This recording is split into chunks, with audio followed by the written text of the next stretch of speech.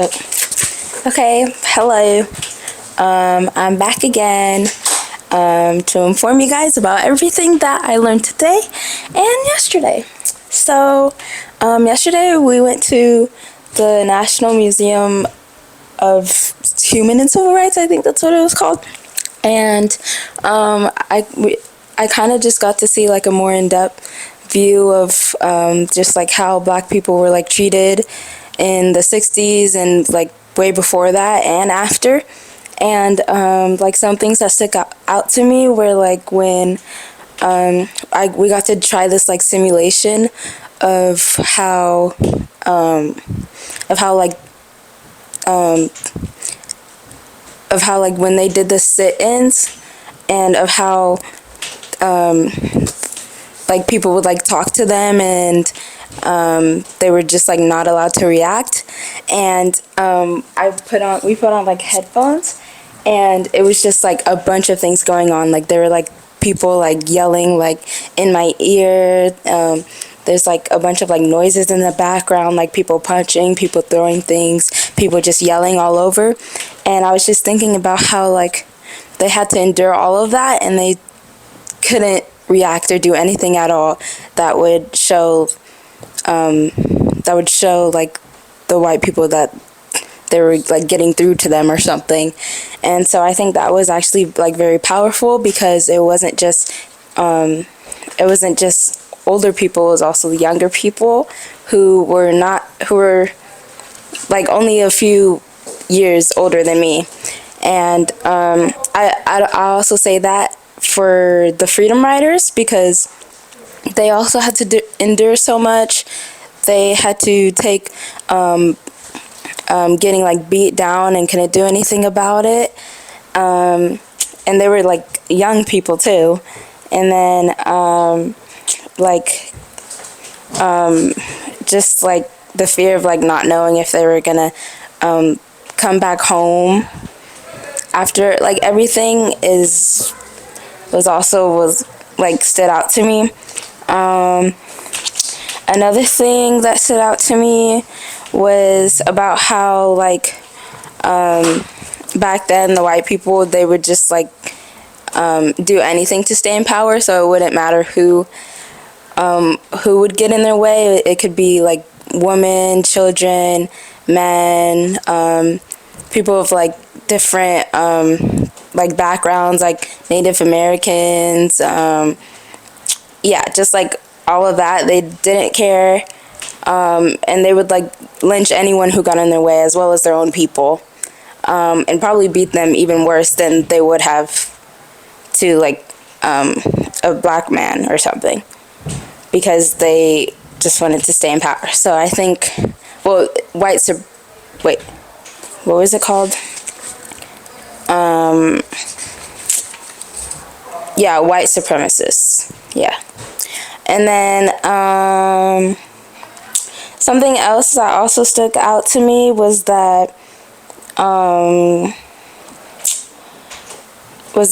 like some white leaders would like capitalize on like all the changes that were being made from the civil like rights movement, and would like basically say that like all the opportunities that were like given to like black people were like being taken away from white people. So they would like capitalize on that. And of course at that time everyone like would kind of believe it, so it would like kind of bring them up on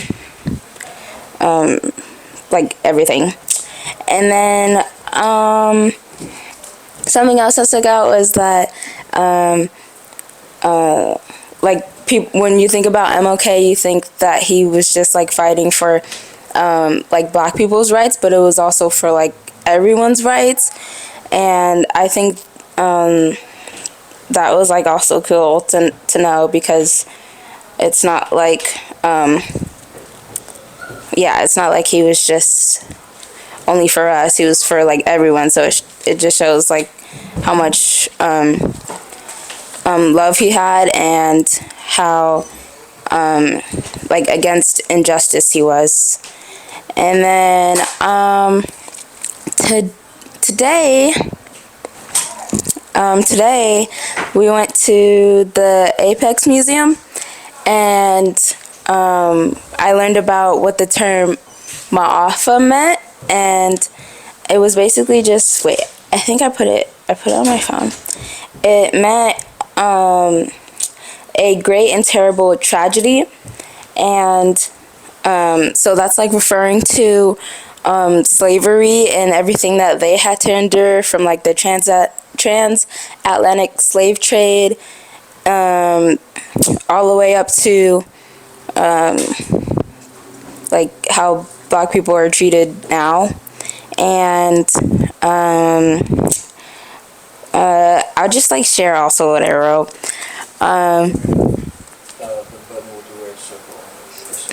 Okay.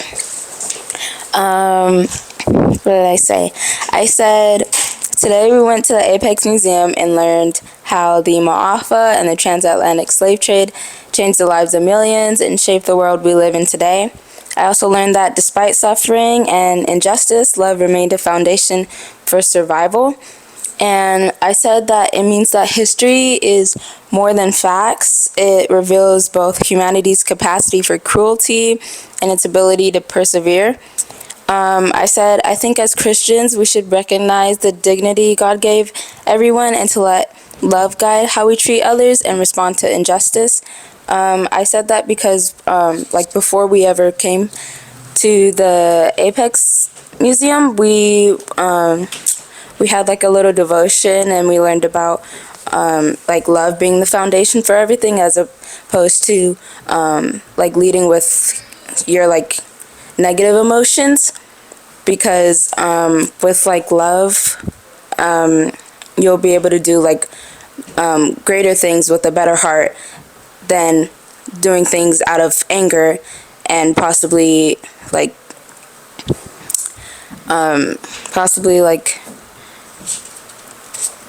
just having it like end not in a like not so good way, and having like not a bunch of hearts changed. And then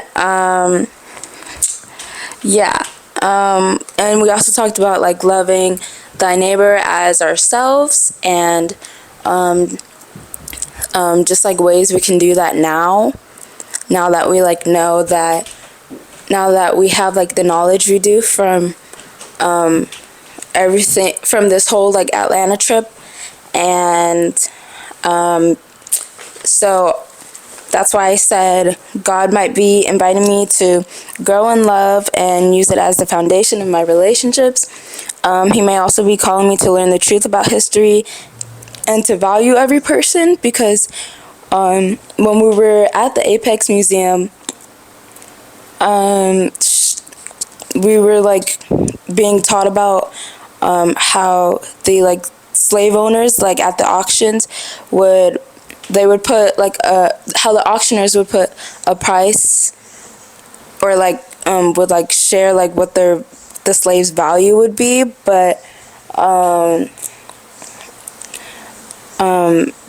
like they were humans too, and God made us like all valuable to the point where like you can't really put a price on it.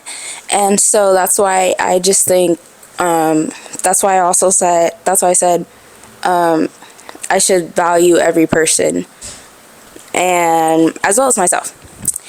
And yeah, I think that's like basically it.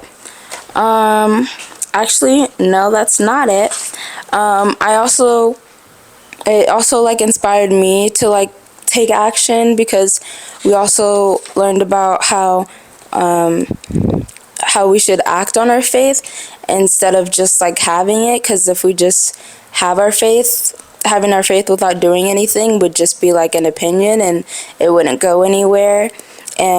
But God, I learned that God wants us to like spread everything that we're learning, which is why we have like testimonies and stuff, so that we can share the love and show what like God is doing for us, and possibly inspire other people to like want the same to happen to them. and so on, and basically just like paying it forward. And so yeah, which is why I said we should like act on our faith. And it doesn't really have to be something as big as like leading a movement or something. It could just be something as small as just like telling someone about like what you learned, something valuable about what you learned. Since I was saying that I was going to tell like my teacher, I was going to tell my teacher about what I learned today, and possibly like encourage him to teach some of the things that I learned, because it is like the truth, and it's not stuff that are being seen on like school curriculums. And there's just like so much in-depth things about our history that I learned that I think should be like taught forever, and it shouldn't be forgotten, because without them we wouldn't be like where we are today. So yeah, that was basically all that I learned. I also had some notes that I wanted to share. It was notes that I took from when we were getting like the lecture at the Apex Museum. And it was just like just like cool things. Well, not cool things, but it was just like other things that stood out to me, since I don't think I got the chance to say that yet. But what did I say? So I said people once enslaved from Liberia wanted to stay in America since the conditions in Liberia were bad. And so yeah, that stood out to me. I know that in schools we were taught about like Christopher Columbus, and like yeah, we know it like off the surface that like yeah, he what's it called, he wasn't the first to like discover America, and it was like the Native Americans and everything like that. But I didn't know that like there was like a certain ideology that was like formed before he was even born. So I think it will like, it kind of helps me understand why he thought the way that he did, because they went, the like Pope and all of them followed the like ideology that if you weren't European and Christian, then you basically didn't exist at all, which is why Christopher Columbus didn't really see like the Native Americans as like human. And then which is why he thought it was like okay to call someone else's discovery like his own, or like say that he discovered it. Another fact that stood out to me was that like Africa never performed the type of slavery that Europeans had. Instead it was just like indentured servitude, but in a way everyone still respected each other. But